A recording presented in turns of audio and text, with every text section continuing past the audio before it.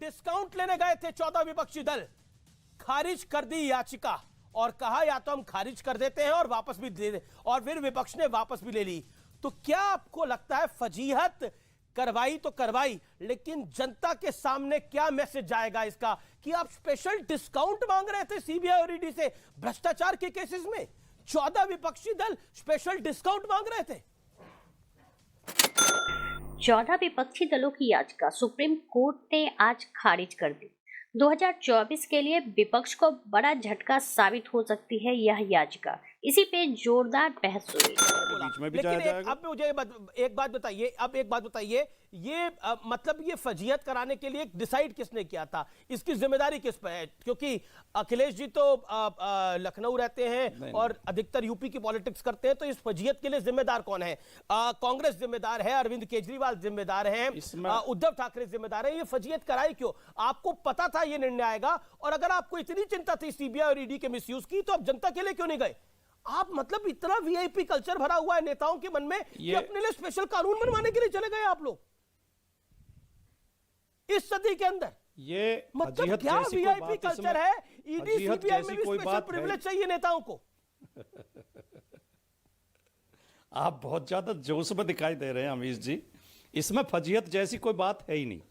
फजीहत तो अभी एक हफ्ता पहले सरकार की भी करी थी सुप्रीम कोर्ट ने, जब कहा था कि राज्य आंख मूंदे बैठे हैं, सांप्रदायिक तनाव पर, सांप्रदायिक भाषणों पर, हेट स्पीच पर राज्य आंख मूंद लेते हैं, कार्रवाई नहीं करते हैं। फजीहत तो सरकार की भी थी। कोर्ट देश की न्यायालय है, उच्चतम न्यायालय है, उसमें अगर हम जा रहे हैं और कोर्ट ने किसी वजह से तकनीकी कारणों से रिट की सुनवाई नहीं की, तकनीकी कारण नहीं जैसा कुछ हो, इसमें अपमान जैसा कुछ है ही नहीं। उन्होंने बोला कि आप वापस ले ये लीजिए, हम तकनीकी कारण है। आप वापस ले लीजिए, आपने विड्रॉ करी है। ये तकनीकी कारण वो होता है जिसमें कोर्ट बोले कि हमारा दायरा नहीं है उसको सुनने का। कोर्ट ने नहीं बोला, उन्होंने बोला आपके पास अभाव है तथ्यों का, आप स्पेशल प्रिविलेज का कानून मांग रहे हैं अपने लिए। लब्बो लुआब। आप वीआईपी कल्चर से इतने ग्रसित हैं इस देश के नेता कि वो सीबीआई और ईडी की जांचों में भी वीआईपी कल्चर की डिमांड कर रहे थे। सच्चाई ये है, ये देश को पता होना चाहिए। देखिए, जब अमीश जी मैं एक बात और कह दूं, देखिए संसदीय प्रणाली हमारी है, संसद बिना विपक्ष के पूरी होती ही नहीं है। बिना विपक्ष, सरकार का भी हिस्सा है विपक्ष, एक सत्ता पक्ष है, एक विपक्ष है। अगर दोनों हैं तो ही सरकार मानी जाएगी। अगर विपक्षहीन सरकार की कल्पना आप करें तो लोकतंत्र माना ही नहीं जा सकता।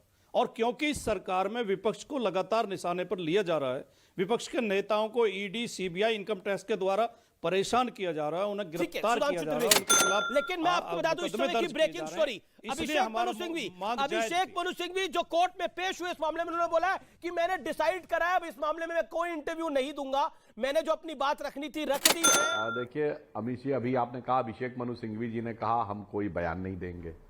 अभी देखा भाटी जी ने क्या कहा, हम स्वागत भी करते हैं, और चेहरे के ऊपर पीड़ा भी झलक रही थी।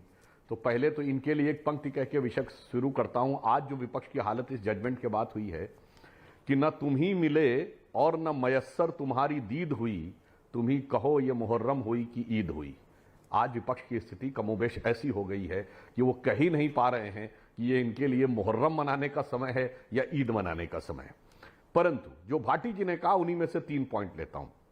इन्होंने कहा सर्वोच्च न्यायालय ने अभी कहा, सारी प्रदेश सरकारों के लिए कहा कि साहब उनकी जिम्मेदारी है, उनको फटकार लगाई। सर्वोच्च न्यायालय सही है, वाह भाई वाह। संजय राउत को राहत दी, सर्वोच्च न्यायालय सही है, न्याय की विजय है। पवन खेड़ा को चंद घंटों में राहत मिली कोर्ट से, यह सही है और यह न्याय की विजय है। मगर भ्रष्टाचार के आरोप में राहत नहीं मिल रही है तो यह सरकार का अन्याय है। इतना दोहरा मापदंड यदि आप रखेंगे, अन्याय नहीं कहा मैंने, प्रबुद्ध नागरिक और सुधांशु जी अन्याय नहीं कहा मैंने, उसका भी स्वागत किया, समर्थन किया।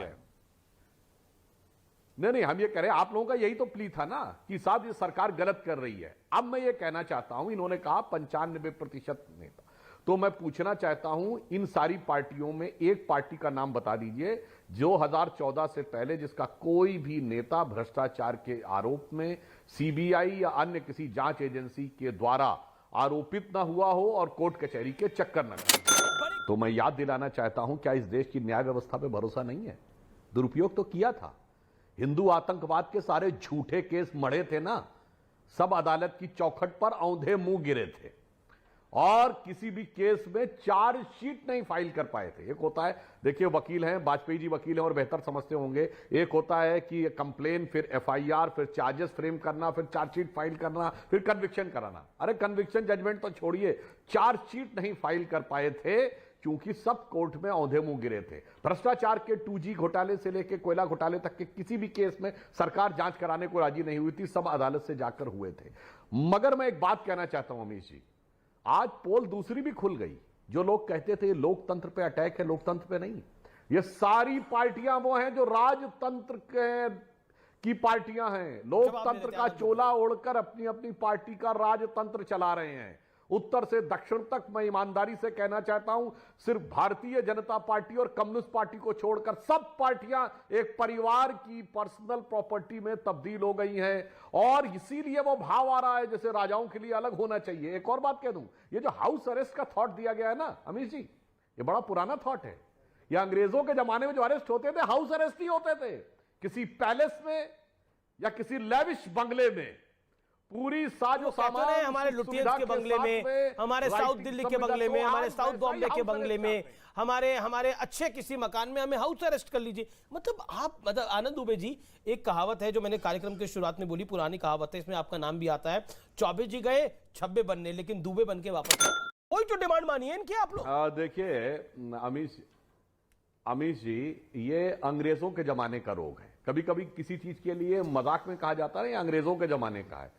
ये अंग्रेजों के जमाने में आज के तथा कथित स्वतंत्रता आंदोलन के महानायक जो बाद में सारा सत्ता की मलाई खाए, ये सब ऐसे ही हाउस अरेस्ट होते थे बड़े बड़े बंगलों में। मैं नाम नहीं देना चाहता, कुछ के घरों में पैलेस लिखा था, फला पैलेस में हाउस अरेस्ट थे। तो ये वैसा ही चाहते जैसा कि उस जमाने में सरकार बहादुर, वाइसराय बहादुर इनको देते थे, वैसा ही आज चाह रहे हैं। मगर अभी आनंद जी ने एक बात कही कि हम परिवारवादी दलों के साथ थे। मान्यवर, मैं विनम्रता से कहना चाहता हूं, स्वर्गीय बाला साहब ठाकरे जी के समय में यह पार्टी परिवारवादी नहीं थी। जब 1995 में सरकार बनी, वो चाहते तो खुद मुख्यमंत्री बन सकते थे, उन्होंने नहीं बनाया, मनोहर जोशी जी को बनाया। वो वीडियो भी अवेलेबल है जहां पर कि वो भाषण दे रहे हैं और उद्धव ठाकरे जी और राज ठाकरे जी दोनों बगल में बैठे हैं और बाला साहब ठाकरे जी कह रहे हैं मैं चाहता तो इनमें से किसी को भी बना सकता हूं, मगर ठाकरे परिवार का व्यक्ति मंत्री नहीं बनेगा। परिवारवाद तब आया जब उद्धव ठाकरे जी बाला साहब की परंपरा छोड़कर मुख्यमंत्री बने और उनका बेटा मंत्री बन गया जी। अकाली दल में परिवारवाद तब आया जब पिताजी मुख्यमंत्री, बेटा उप मुख्यमंत्री, फिर उनकी बहू मंत्री, सांसद और फिर साला सांसद बनने लगा। वहीं से हमारे टकराव शुरू हुए। जब तक ये दल सैद्धांतिक थे, हम साथ में। इन मामलों पे अब केजरीवाल का ज्ञान सुनिए। मुझे कोई उम्मीद नहीं है केंद्र सरकार से। जैसा मैंने अभी आपका क्वेश्चन एक तरह से रेपिटेशन ही है कि विपक्षी एकता इम्पोर्टेंट नहीं है, जनतंत्र के अंदर जनता इम्पोर्टेंट है, नंबर 1। नंबर 2, एजेंडा पॉजिटिव होना चाहिए। अगर सारे मिलके ये कहें कि हम इसको हराने के लिए आए हैं तो जनता को वो पसंद नहीं आता। जनता कहती है हारने का काम या जिताने का काम हमारा है, हमारे ऊपर छोड़ दो। अगर कोई भी फॉर्मेशन होता है जनतंत्र के अंदर, 4 पार्टियां साथ आती हैं, 2 पार्टियां साथ आती हैं, 3, 10, वो जनता के लिए क्या करेगी, उनका पॉजिटिव एजेंडा क्या है, वो एजेंडा जनता के सामने रखना होगा। जनता को जिसका एजेंडा पसंद आएगा जनता उसको वोट देगी। तो एक तो पॉजिटिव एजेंडा होना जरूरी है और दूसरा जनता की एकता जरूरी है। जनता को हराने के लिए नहीं, जनता को जिताने के लिए हमें चुनाव लड़ना है। कांग्रेस समेत 14 विपक्षी दलों को सुप्रीम कोर्ट से आज बड़ा झटका लगा। कोर्ट ने विपक्षी दलों द्वारा सीबीआई एवं ईडी जैसे केंद्रीय जांच एजेंसियों के खिलाफ दायर की गई याचिका पर विचार करने से इनकार कर दिया। कोर्ट ने साफ कर दिया कि नेताओं के लिए अलग से गाइडलाइंस नहीं बना सकते। इसके बाद विपक्षी दलों ने याचिका को वापस ले लिया। विपक्षी दलों की यह याचिका पिछले महीने वरिष्ठ अधिवक्ता अभिषेक सिंघवी के द्वारा दायर की गई थी। इसमें आरोप लगाया गया था कि पिछले कुछ सालों से सीबीआई और ईडी द्वारा दायर मामलों में संख्या में वृद्धि हुई है। हाल फिलहाल में सीबीआई और ईडी के 95% मामले विपक्षी दल के नेता के खिलाफ हैं। इसको लेकर विपक्षी दलों ने भविष्य के लिए दिशा निर्देश की मांग की थी। याचिका की सुनवाई chief justice of India DY Chandrachud की अध्यक्षता वाली 3 न्यायाधीशों की पीठ ने की। इसमें जस्टिस PM नरसिम्हा, और जेपी पारदीवाला भी शामिल थे। सुनवाई के दौरान कोर्ट ने कहा कि विशेष मामलों के तथ्यों के बिना सामान्य दिशा निर्देश निर्धारित करना संभव नहीं। सुप्रीम कोर्ट ने कहा कि नेताओं के लिए अलग गाइडलाइन नहीं बना सकते।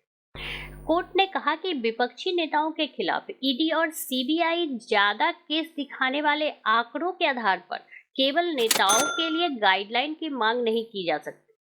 उन्हें अभियोजन में छूट नहीं मिलती। कोर्ट ने कहा कि नेता आम नागरिक के बराबर ही होते हैं। इसके बाद कोर्ट ने याचिका को वापस लेने की अनुमति दे दी। नेताओं के लिए अलग कानून नहीं। सीबीआई और ईडी के खिलाफ 14 विपक्षी दलों की अर्जी सुप्रीम कोर्ट ने खारिज कर दी। इस पर आपकी क्या राय है, हमें जरूर बताएं। हमारे साथ जुड़े रहने के लिए चैनल को लाइक एंड सब्सक्राइब करना ना भूलें।